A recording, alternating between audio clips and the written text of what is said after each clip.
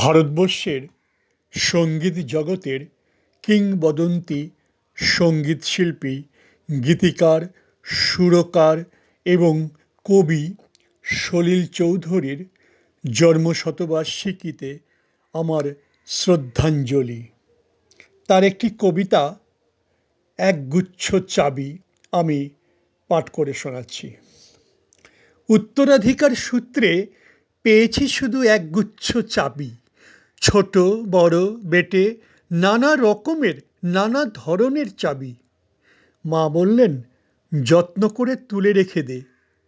তারপর যখন বয়স বাড়ল, জীবন ও জীবিকার সন্ধানে পথে নামতে হলো, পকেটে সম্বল শুধু সেই একগুচ্ছ চাবি, ছোট বড় মোটা বেটে নানা রকমের নানা ধরনের চাবি।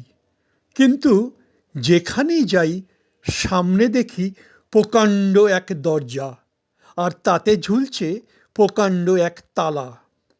পকেট থেকে চাবির গুচ্ছ বের করি, এ চাবি সে চাবি ঘোরাই ফেরাই, লাগে না খোলে না। শান্ত হয়ে ঘরে ফিরি। মা দেখেন আর হাসেন, বলেন, ওরে তোর বাবার হাতে ওই চাবি দিয়ে ওই দরজাগুলো খোলেনি, শুনেছি নাকি তার বাবার হাতে খুলতো।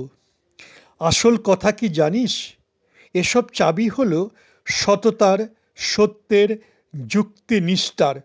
এসব দরজাগুলো খোলে না, তবুও তুই ফেলে দিস না। তুই যখন চলে যাবি তোর সন্তানদের হাতে দিয়ে যাস এসব চাবির গুচ্ছ।